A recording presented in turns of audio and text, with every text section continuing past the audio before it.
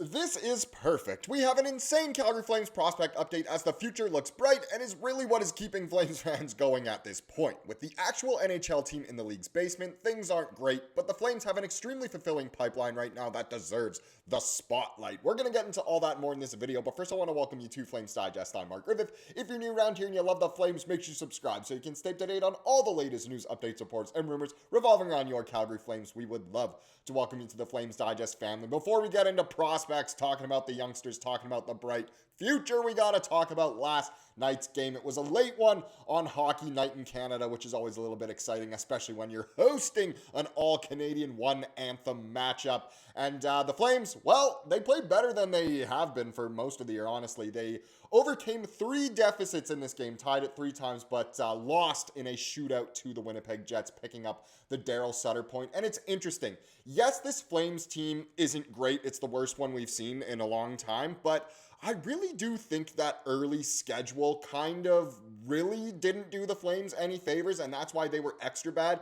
Because now that the schedule has, kind of settled down a little bit, not only in terms of opponents, but just those back-to-backs and the crazy travel and the timing of everything, so many games in so many days, a more rested team against maybe slightly weaker opponents, even though the NHL's parity right now is ridiculous.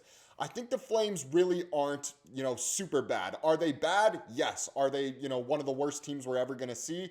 I'm not too sure. They seem to be getting somewhat of the team that they were last year as they scored, 3 goals in this game, which is something that they struggled to do even last year when they almost made the playoffs. But either way, a 4-3 loss. There were some notable performances, I suppose. Dustin Wolf, he gave up 3 goals on 23 shots, so statistically not the best. But again, he really keeps the Flames in games sometimes. Well, most of the time, really, unless we're, really not doing anything offensively. But yeah, statistically subpar, not a terrible game from Wolfie.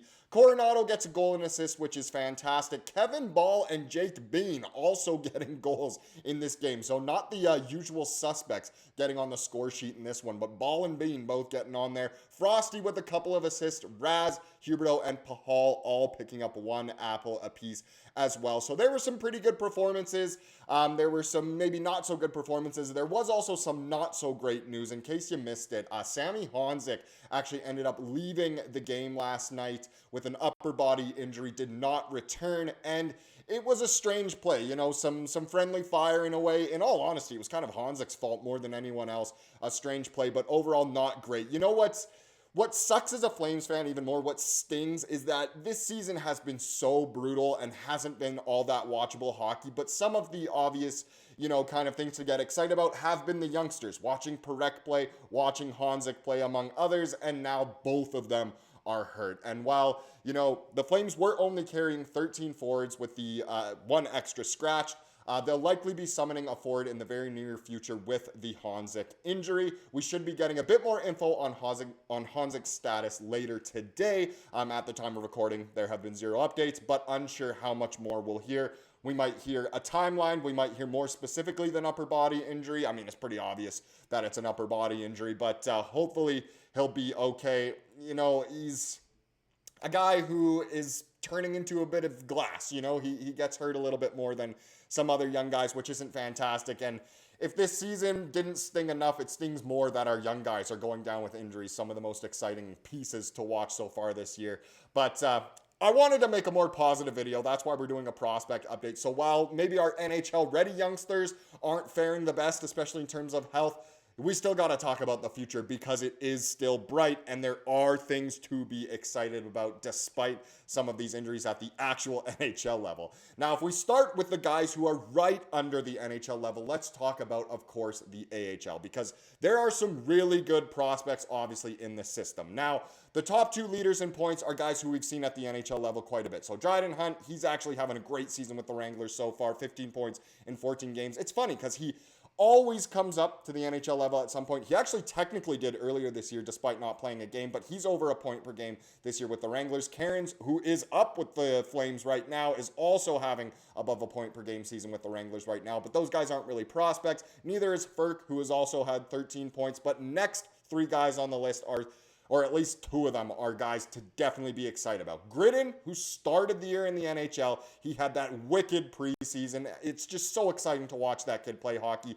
He's still at a point per game pace right now with 5 goals and 8 assists in 13 games with the Wranglers, making an impact night in and night out. It is just so exciting that he is playing so well still. Stromgren, a guy who, it's nice to have him in the system. Is he ever going to be a star at the NHL level? No. Could he potentially be a role player on a championship team?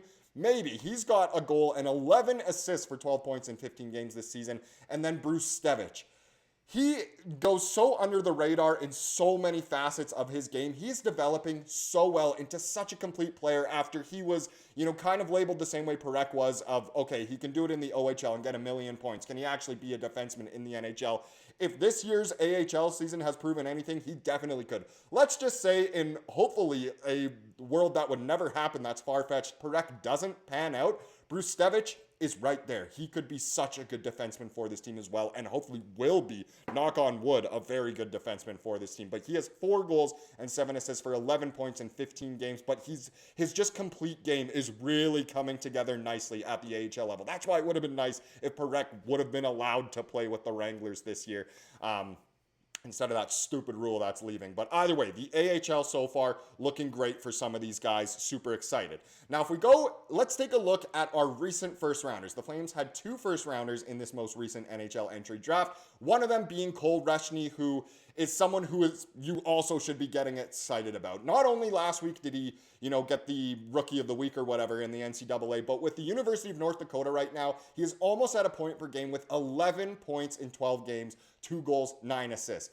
Now, if you look a few columns over at the shooting percentage, his shooting percentage is abysmal at .080. So he is kind of snake bitten in a way. Does that show, oh, maybe the kid can't score? That's what some people will say. I mean, you look at his season last year in the WHL. That guy can score, especially if you look at the playoffs. So if this guy can start finding the back of the net, he will be producing points and goals like crazy, and people will be getting even more excited about the kid, which is outstanding.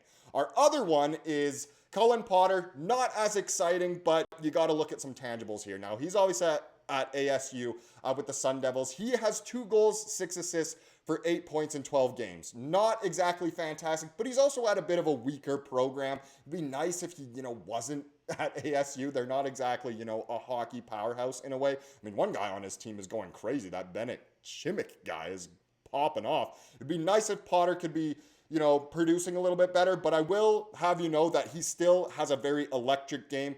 I'm worried that he won't necessarily be a star at the NHL level, but he could be a very good player on a very good NHL team is what I'll say. So hopefully his season has been getting better, so hopefully that will continue to progress there. Now, if we go into kind of all the guys in the system, you can do this on Elite Prospects and filter by this. I decided to filter by 2 ways, and I'll show both. The first one is total points right now. So Jan Matveyko, who's actually playing in the MHL, I know it's not the KHL, it's still the MHL, but a lot of great players have come through the MHL. He's actually at a point per game pace right now with 9 goals, 14 assists. It seems like almost every night you see a tweet about him, doing something over in the MHL.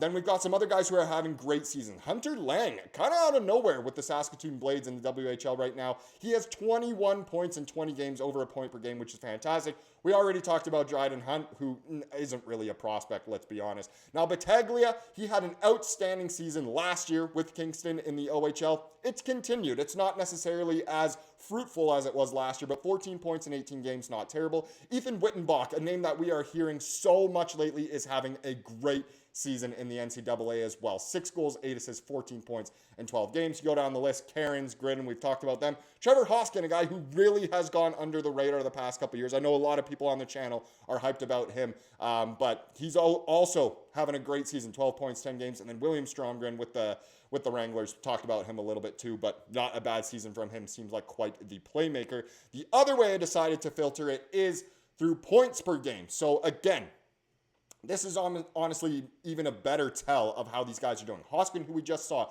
is at 1.20 points per game, 12 in 10. Let's hope he can keep it rolling. Wittenbach doing so well. Cairns, as we know, incredible at the AHL level. Hunt, Lang, we just talked about them. Matt Vako, Gridden, again, why is that a guy you wouldn't get excited about? And then Theo Stocksalius, actually over in Sweden, is doing really well as well. In 2 different competitions, he's at least a point per game. And that's a name that, you know, again, might go under the radar. He could be a very good player on a very good NHL team. Will he be an absolute stud in the NHL? Most likely not. But he, again, could be a good player on a good team, which is fantastic. And if, you know, me talking about the prospects isn't hyping you enough, let's just have a friendly reminder. The Flames have some building blocks already. Dustin Wolf and Zane Parekh. They are destined to be superstars in this league. Is it confirmed? No, of course not. Nothing's ever a sure thing in professional sports. But just keep in mind, we have some really good pillars already, and we have some great guys who could be pillars or at least role players as well. So again, the future is bright. As bad as it is at the NHL level right now, the future is bright, so there are still things to always be excited about as Flames fans. Now let's get into the comment of the day to wrap up this video, as we love to do here on the channel. It comes from yesterday's video, of course, and this was a good one here. Has some, you know, relevance to what we were just talking about. It comes from good old Perry. Perry says, all these mediocre signings, Zary, Sharkey, Pospisil, Backlund extension, etc. Yeah, there's some mid ones in there. Good signings, Wolf, Matty, Frosty. There's a few good prospects coming up. Gridden, Parekh, Hunter Bustevich, etc. That's the key here for me, honestly, is that future. Yes, there's players at the NHL level like Coronato and some other youngsters that won't necessarily be superstars in the league, but again, good building blocks for a good team. That cap money could have been spent on some good players. If the Flames keep playing like they are, hopefully a shot at Gavin McKenna. Go Flames, go. And that, again, between trying to get McKenna and just looking at the future, that's what keeps Flames fans going. So I absolutely love that. Thank you so much for watching this video. Please subscribe to what you saw here today and have a wonderful rest of your day.